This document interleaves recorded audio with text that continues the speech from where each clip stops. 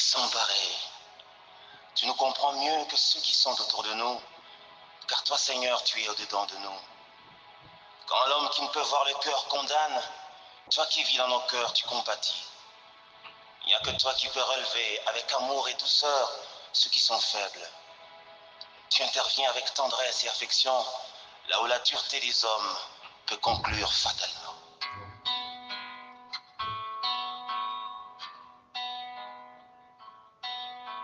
Jésus le gardien de mon âme, c'est lui le seul bien qui me calme.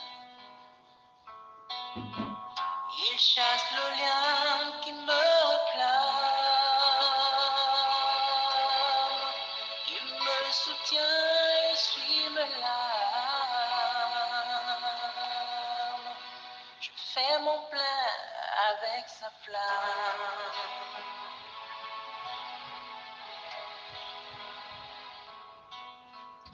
Il est la source de mes grâces. Je me ressource sur ses traces. Jésus s'écourse de sa race, qui accourt devant sa face, car son recours est efficace.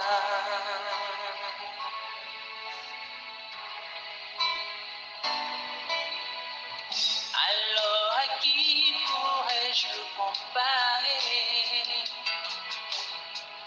Le prince de vie, Jésus est sans pareil. Personne, rien ne peut nous séparer de lui. Jésus-Christ est sans pareil. Jésus-Christ est sans pareil. Alors à qui pourrais-je le comparer? Le prince de vie, Jésus est sans pareil. Personne, rien ne peut nous séparer de lui. Jésus-Christ est sans pareil. Jésus-Christ est sans pareil.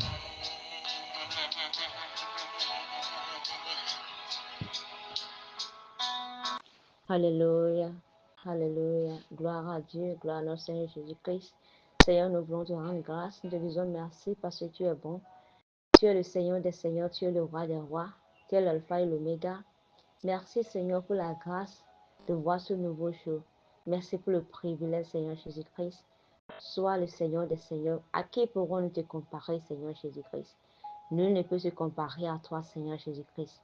Tu es le Dieu véritable, le Dieu trois fois saint, le Dieu bon, le Dieu parfait, Seigneur Jésus-Christ. Oui, celui qui tient le monde dans la paume de ses mains. Tu es le Seigneur des Seigneurs, tu es le Roi des Rois. Tu es l'infini, Seigneur Jésus-Christ. Nul n'est comme toi, nul ne peut se comparer à toi, Seigneur Jésus-Christ. Nous te rendons grâce. Nos âmes te louent, nos âmes t'exaltent. Tout ce qui est en nous te glorifie et t'honore, t'adore, Seigneur Jésus-Christ. Parce que toi seul, tu mérites la gloire, tu mérites la louange, tu mérites l'honneur et l'acclamation au plus haut des cieux. C'est pourquoi nous nous inclinons vers ton trône de grâce ce matin pour te dire merci, merci du fond de notre cœur. Nous te rendons grâce, Seigneur. Nous remettons l'état de nos cœurs en tes mains. Seigneur, nos désirs, nos pensées en tes mains, Seigneur. Viens prendre le contrôle de toutes choses. Tout ce que nous avons fait comme péché, Seigneur, qui pourrait empêcher ta présence ce matin, nous demandons ta miséricorde, Seigneur.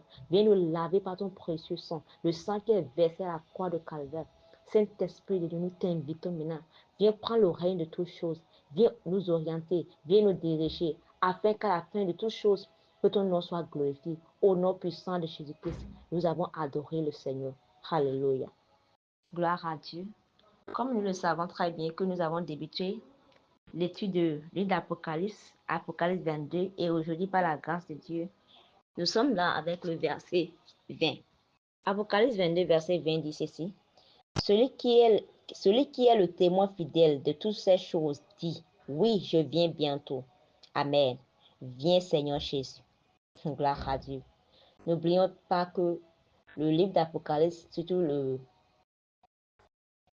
chapitre 22, ça nous parle de la révélation que Dieu a montrée à Jean à travers son ange. Et ça nous parle de beaucoup de choses. Ça nous parle de la venue de Jésus, des événements qui vont se passer avant et même après sa venue. Et aussi de tout ce qu'on doit s'attendre en tant qu'enfant de Dieu. De comment on doit être prêt pour le recevoir. Et aussi, ça nous parle également de toutes les récompenses qui attendent ceux qui auront vaincu. Et aussi de tous les fléaux et bien de tout ce que ceux qui n'ont pas aussi cru, ceux qui n'ont pas été résistants, de ceux qui vont aussi recevoir. Ça nous parle de tout cela. Et le verset 20 ici nous dit qu'il vient bientôt. Gloire à Dieu. Il vient bientôt. Alors, pour toi qui doutes encore, est-ce que Jésus-Christ vient? Est-ce qu'il vient réellement? Est-ce que c'est même vrai? Le témoin fidèle même, il dit, Amen, viens Seigneur. Qui a été le témoin de toutes ces choses? C'est Jean. C'est lui qui a été témoin de toutes ces choses. Il le confirme, il le réaffirme. Il dit, viens bientôt Seigneur. Gloire à Dieu. La réponse qu'a donnée, la réponse de notre Seigneur Jésus-Christ, accouplée de la réponse de Jean, c'est que ça devient, c'est un verset qui nous vient, c'est un passage qui nous amène à voir l'urgence de sa venue. C'est l'urgence, ça nous parle de l'urgence de sa venue. Et aussi, ça nous donne l'encouragement. L'encouragement et aussi l'assurance de sa venue. Et si on a l'assurance de sa venue, on doit demeurer comment? On doit demeurer fidèle. Et on doit espérer sa venue. On ne doit pas dormir sous nos lauriers. On ne doit pas dormir sous nos lauriers. On doit être fidèle dans tout ce qu'il nous a confié. Qu'est-ce que le Seigneur t'a confié, toi? Peut-être que Dieu t'a donné des talents. Peut-être que Dieu t'a confié une église. Je ne sais pas ce que Dieu t'a confié. Mais dans tout ce que Dieu t'a confié, on doit être quoi? On doit être fidèle dans tout ça. On doit demeurer fidèle. Et on doit espérer. On doit vivre dans l'espérance qu'il vient bientôt. Et que sa venue, c'est tellement urgent. C'est sa deuxième venue. Sa deuxième venue, c'est imminent. Rien au monde ne peut empêcher cela. Rien. Et même si ça tarde, ce n'est pas parce que il ne respecte pas ses promesses que ça tarde. Même si ça tarde, c'est pour amener tous les hommes à la repentance. Et il dit qu'il vient très très bientôt. Il dit, je viens bientôt, bientôt. Cela voudra dire, c'est que c'est sa venue sera soudain. C'est lorsqu'on ne s'attendait même pas. Lorsqu'on ne s'attendait pas, c'est en ce moment qu'il viendra. Et sa venue, c'est plus proche. Sa venue est plus proche que lorsqu'on a donné notre vie à Jésus. Lorsqu'on a donné notre vie à Jésus, on croyait que oui, ça, il restait beaucoup. Mais maintenant, là, sa venue est tellement plus proche que lorsqu'on a même donné notre vie à Jésus. Alors, en tant qu'enfant de Dieu, en tant que des personnes qui attendent, qui ont l'espérance de cette venue, on devait avoir aussi ces genres de pensées ou bien de paroles, ou bien de prier même, comme l'a dit Jean. Il dit, Amen, viens Seigneur. Il a tellement hâte qu'il puisse venir. Si tu es un enfant et tes parents voyagent, ils te confient des choses, et même si tes parents ne te disent pas, je viens tel jour, toi-même tu sais qu'ils viendront, même si tu ne sais pas le jour. Et si tu veux que les parents soient contents de toi, ce que tu as à faire, c'est de faire quoi? De prendre soin de la maison, afin que lorsque les parents viendront, qu'ils puissent être content de toi, mais contente de toi. À n'importe quelle heure, les parents viendront. Quand ils vont venir, ils vont voir que tout est propre. Ils ne feront que t'apprécier. Ils ne feront que te dire, vraiment, tu as été un enfant obéissant. C'est la même chose que Dieu attend de nous. En tant qu'enfants de Dieu, qui avions cette espérance du moins, nous avons cette espérance de sa venue. Même si nous ne connaissons pas l'heure ni le jour,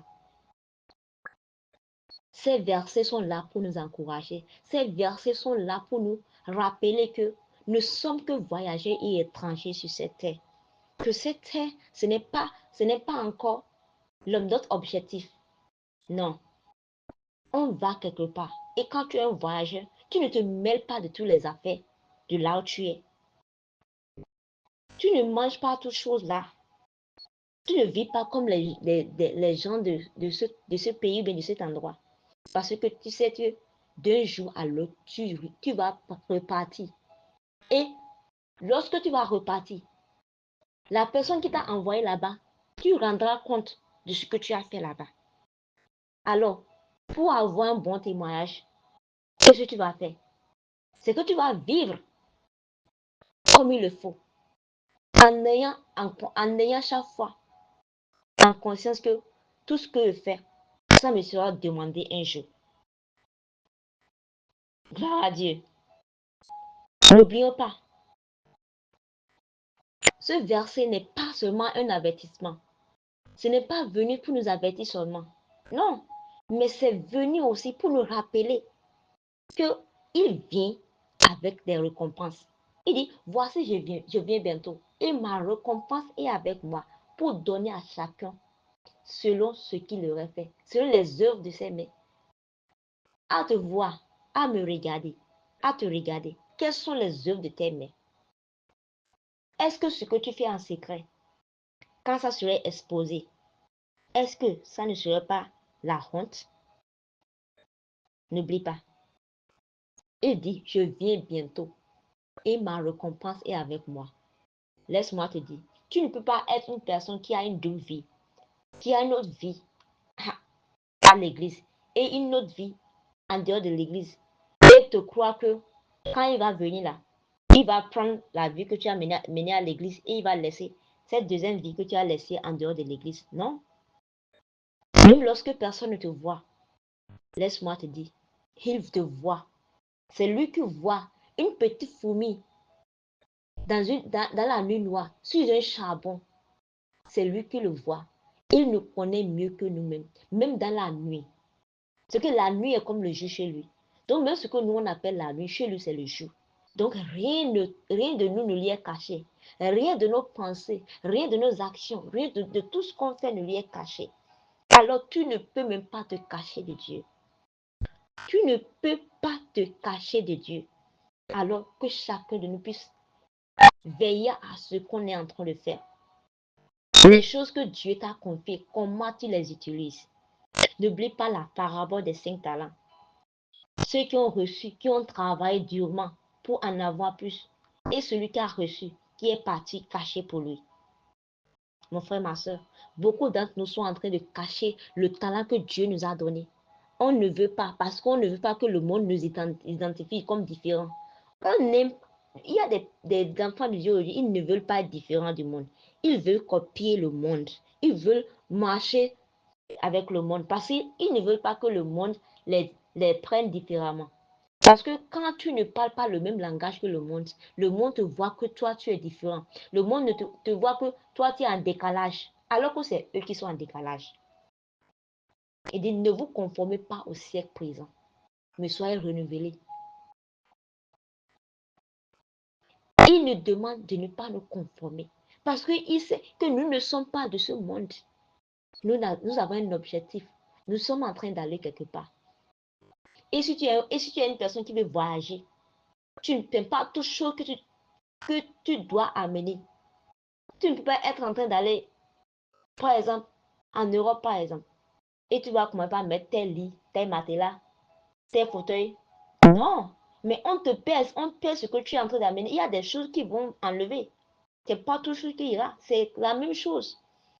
Tu ne peux pas te dire que tu vas là-bas et encore, tu seras en train de traîner avec toi des choses. Non, c'est impossible. Tout cela, ça participe à notre préparation. Et quand on dit qu'on se prépare pour sa venue, il y a des choses qu'on devait se séparer d'avec. Il y a des amis qu'on devait se séparer d'avec. Il y a des comportements qu'on devait se séparer d'avec. Il y a des choses qu'on devait se séparer d'avec. Et il y a aussi des choses qu'on doit faire. On doit se mettre en règle. On doit se mettre en règle. On doit continuer. Le feu doit continuer pas brûler. On doit avoir de l'huile en supplie. On ne doit pas agir comme ces 5 vierges insensées. On doit à chaque fois renouveler notre relation avec le Seigneur. Peu importe comment nous sommes occupés, peu importe ce qui se passe, on doit chaque fois vivre dans l'expectation que à tout moment, il peut venir. On doit vivre notre vie comme si c'est aujourd'hui il devait venir. Gloire à Dieu. On doit vivre ça en conscience. Vous avez vu les gens d'Hébreu. Quand on a parlé des gens d'Hébreu, c'est des personnes qui avaient vécu dans l'expectation. C'est vrai, il y a des choses qu'ils ont espérées, qui n'ont pas touché. Non, ils ne les ont pas touchées.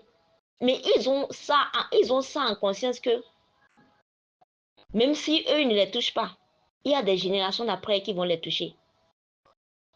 Ils se sont dit que le temps est peu. Ils ne sont que des voyageurs. Ils les ont salués de loin. Même s'ils n'ont pas assez à toutes ces promesses, ils les ont salués de loin en se disant qu'eux ne sont que voyageurs et étrangers. Alors mon frère, ma soeur, il est temps de réfléchir à ce que tu fais. Parce que cette course que tu cours sans Jésus, ça ne te mènera à nulle part. Que servira-t-il à un homme de gagner tout ce monde et de perdre son âme? Tu ne peux rien donner. Tu ne peux rien donner pour payer ton salut. Alors mon frère, ma soeur, je ne sais pas ce qui te fait douter de sa venue. Je ne sais pas ce que tu as entendu. Mais aujourd'hui, la grâce est encore disponible. Je sais que quelqu'un est en train de me dire, Seigneur, est-ce que c'est encore possible que tu me reprennes? Est-ce que c'est encore possible, Seigneur Jésus-Christ? Est-ce que c'est encore possible? Oui, j'ai tellement erré. J'ai couru, j'ai fait ma course sans toi. J'ai dit des choses. J'ai même douté de toi, de ta parole. Mais le Seigneur t'appelle ce matin que ce n'est pas encore trop tard. Ce n'est pas encore trop tard. Il a dit qu'il ne va pas mettre dehors que celui qui vient à lui. Il ne te mettrait pas dehors. Son bras est ouvert à toi ce matin. C'est à toi maintenant de reconnaître que tu as besoin de lui. Et lui, il est là. Il est en train de frapper même à la porte de ton cœur. Lorsque tu vas l'ouvrir ce matin, il est là pour te restaurer. Seigneur Jésus-Christ, nous nous inclinons vers ton trône de grâce ce matin. Nous reconnaissons, Seigneur Jésus, que nous n'avons pas été fidèles chaque fois à tes promesses, à ta parole, même à ce que tu nous as confié, Seigneur. Nous reconnaissons, Seigneur Jésus-Christ, notre faiblesse dans toutes choses. Nous reconnaissons, Seigneur, que nous nous sommes laissés berner par les choses de ce monde, Seigneur Jésus. Mais ce matin, nous sommes là pour confesser nos péchés. Nous sommes là comme l'enfant prodige, Seigneur. Nous retournons vers toi, Seigneur. Seigneur, aie pitié de nous. Seigneur, aie pitié de nous. Seigneur, aie pitié de nous. Nous ne pouvons pas nous aider. Toi seul peux le faire, Seigneur. Toi seul peux nous aider. Toi seul peux nous orienter. Toi seul tu peux le faire, Seigneur. C'est pourquoi nous sommes là. Nous demandons ta grâce. La grâce de mieux faire. La grâce de pouvoir marcher avec toi. La grâce de mettre en premier lieu en toutes choses. La grâce, Seigneur, d'avoir en conscience que tu viens bientôt. Et que tu viens avec les récompenses pour donner à chacun selon ses œuvres, Seigneur Jésus-Christ. Seigneur, on n'aimerait pas rater cette occasion, cet événement glorieux, Seigneur. On n'aimerait pas rater cela, Seigneur. Garde-nous, Seigneur Jésus-Christ, dans ton amour. Guide-nous, Seigneur. Que le feu qui en nous puisse brûler jusqu'à l'éternité, Seigneur Jésus-Christ. Aide-nous, Seigneur. Aide-nous, Seigneur. Renouvelle encore et renforce notre relation avec toi, Seigneur. aide-moi à marcher dans ta vérité et dans ta volonté. Seigneur Jésus-Christ, à présent, nous te confions cette journée, Seigneur. Que ta main puissante soit sur nous, dans tout ce que nous allons entreprendre dans ce jour, dans nos allées, dans nos retours. J'ordonne maintenant que tous les portes de ce jour soient ouvertes maintenant, tous les portes de joie, de bénédiction soient ouvertes maintenant au nom puissant de Jésus-Christ. Et j'ordonne maintenant que toute porte qui a été ouverte, qui n'est pas de Dieu, soit fermée au nom puissant de Jésus-Christ. Les portes de mauvaises nouvelles, les portes d'accidents, soient fermées maintenant au nom puissant de Jésus-Christ. Je déclare que nos allées, nos retours sont sanctifiés au nom puissant de Jésus-Christ. Le Seigneur ira devant nous ce matin pour ranger toutes les choses au nom puissant de Jésus-Christ. Et toute âme forgée contre nous sera nulle et sans effet. Toute langue qui va se confesser, qui va se lever contre nous, sera condamné au nom puissant de Jésus-Christ. Nous sommes plus que vainqueurs, nous sommes plus que victorieux par celui qui nous a aimés au nom puissant de Jésus-Christ. Merci Seigneur quand tu le fais déjà. Au nom puissant de Jésus-Christ, nous avons prié. Amen. Excellente journée à chacun de nous tous et shalom.